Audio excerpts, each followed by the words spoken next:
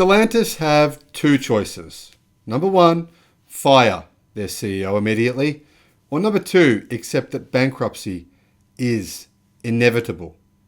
Hello, my friends. Welcome to the Electric Viking. My name is Sam Evans. I'm coming to you here from Melbourne, Australia. It's a fantastic day to be alive. So much good electric car news. Sales are skyrocketing in Europe and China. With the latest sales numbers released, I've made videos about those numbers. I'll put the links in the description below. So, everywhere electric car sales are booming. In particular, Chinese electric car manufacturers are crushing the market in China and then planning on global expansion. Companies like Ford and Volkswagen and even Tesla have admitted that they are incredibly strong challengers and will be difficult to compete against in the future. Now, the CEO of Stellantis has come out and said that Stellantis is incapable of selling competitively priced electric cars. Maybe he didn't use those words, but that is basically what he has just said. Now, Cleantechnica reports in an exclusive article that in an interview at the Reuters Next conference, Stellantis CEO Carlos Tavares said that the costs of speeding up the transition to electric vehicles are beyond the limits of what the auto industry can sustain. Well, he's obviously not referring to Tesla or the Chinese car industry, where sales are going crazy and many of these manufacturers are currently making a profit selling electric cars for the same price as gas cars today. And I'm not talking about 9 years into the future when these bans will come into effect, which is what Tavares is complaining about and whining about. Not saying, hey, we'll find a solution, but saying, we can't do it. Oh, we can't do it. It's too hard. I don't know how these other guys are doing it, but we can't. That's what he's saying. It's ridiculous. It's embarrassing, to be honest. Anyway, Tavares was discussing how governments and investors want automakers to speed up the transition to electricity, and he shared how difficult this was. Now, don't get me wrong. He's not alone here.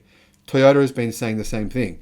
They've been whining till the cows come home, saying that the Japanese auto industry is going to be decimated, going to lose 80% of the Japanese auto industry if they keep going on this path. Unless the Japanese auto industry protect petrol vehicles and protect their market, stop electric cars, then they're screwed. That's basically what Japan is saying right now. When I say Japan is saying this, well, by the way, the CEO of Toyota is also the CEO of the Japanese auto industry. There's an auto industry body. So he's saying that the industry is basically completely screwed unless they stop battery-powered vehicles in Japan and globally, which is obviously not happening.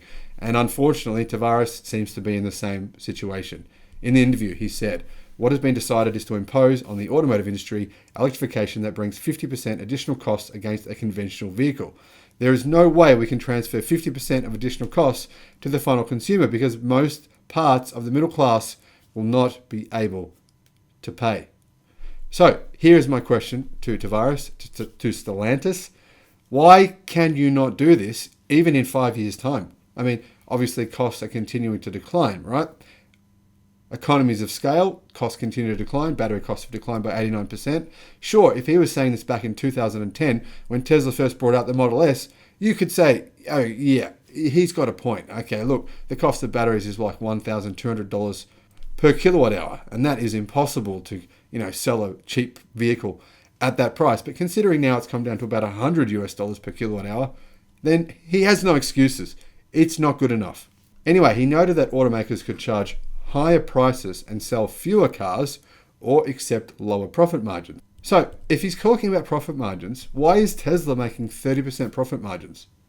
Why are they doing it and you can't?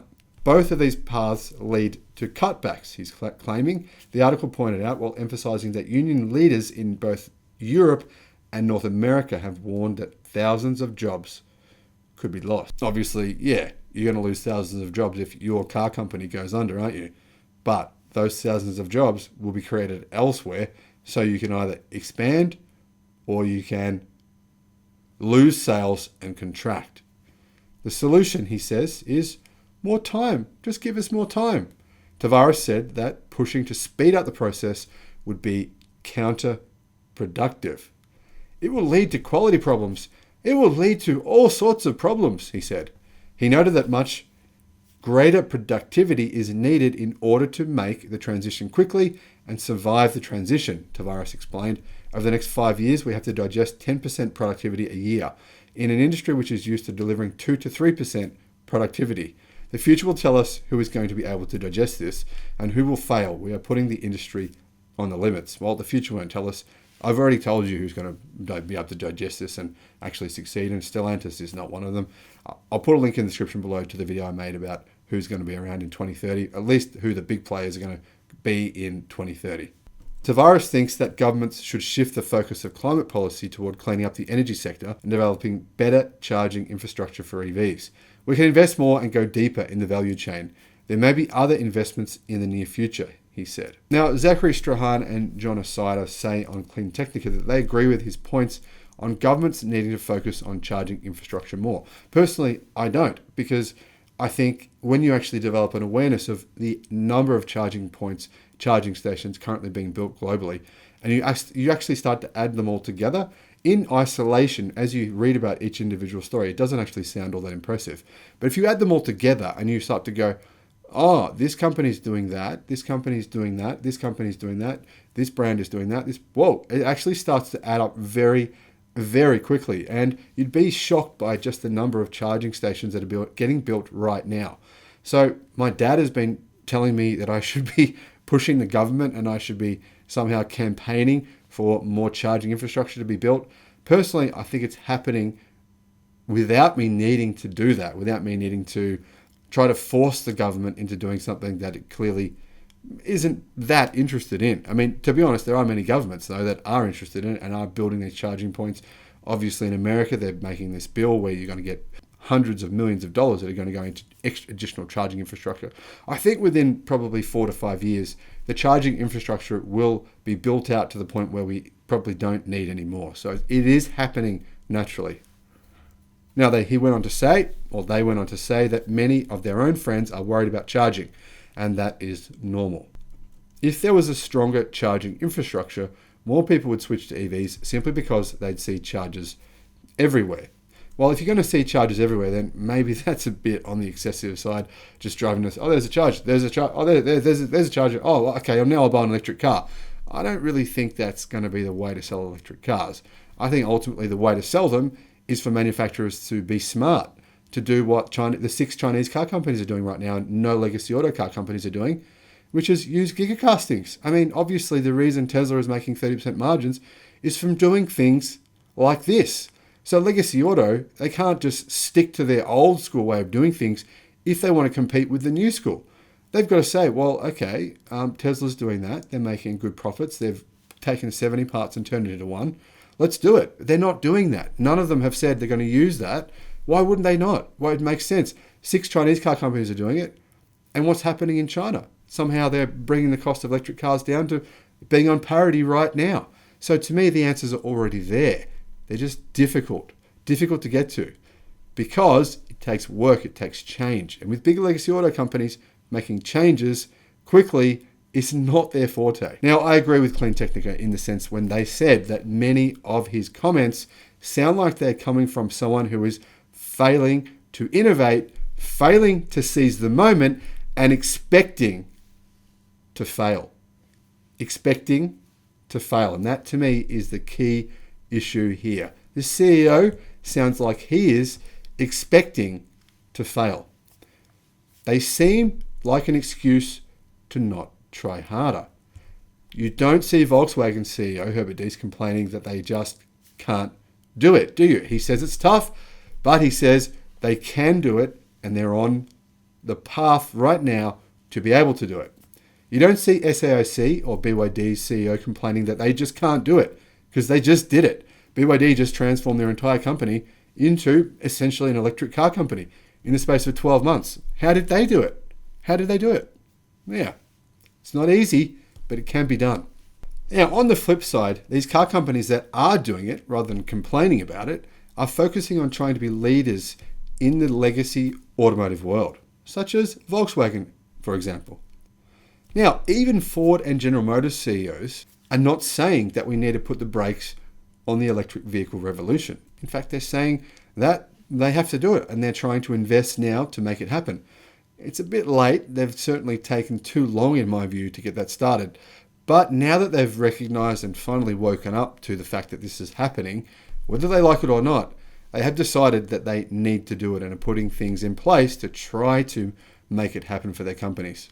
So obviously, while Ford, General Motors, and Volkswagen don't really have high electric car sales yet, although Volkswagens are definitely doing pretty well, they are jockeying for the best EV image and certainly trying to adapt to our current situation. Now, obviously here, Tavares is implying that investors have unrealistic expectations of what legacy automakers can actually do. Now, it's clear that investors are looking for greater innovation and more leadership in the technologies of the future, rather than excuses of why we have to charge more, or why we can't do it, or why it's too hard, or why we need to slow it down. Now, the irony here is that right now, Stellantis is actually producing and selling more plug-in electric vehicles than all but 4 automotive groups across the world. However, as Cleantechnica says, at the same time, this massive group of brands altogether, their sales over the first 10 months of 2021 were just 42% of Tesla's plug-in electric vehicle sales. And that's including plug-in hybrids. Now, to some degree, he is just pointing out the reality for all legacy auto ICE vehicle manufacturers. The pace of this transition right now is so incredibly fast that the risk of bankruptcy is extremely high. And that goes for every single legacy automaker in the industry, considering their huge debt and all of the huge write-offs they're going to have to make over the next few years when they write off all their old equipment, all their old factories, all their old production lines. All of that stuff is just going to be basically worthless. Now, realistically, most of these big legacy auto companies are massively indebted. For example, GM has $250 billion in debt. And the same goes for most automakers, legacy automakers in the world. The reality is most OEMs are financially unstable, and many of them won't be here by 2030. Will Stellantis be one of those? In its current configuration, 100%, zero chance of Stellantis existing in 2030 in its current configuration. Some of its brands will likely succeed and go elsewhere or be purchased by other automakers that end up succeeding, potentially also be purchased by Chinese car companies, the same way that Geely purchased Volvo. That's inevitable. And clearly, based on the leadership at this company, Stellantis, you can see that bankruptcy seems more likely than ever before. Thanks for watching the video. Appreciate your support. Look forward to seeing you again on the next one. Bye-bye.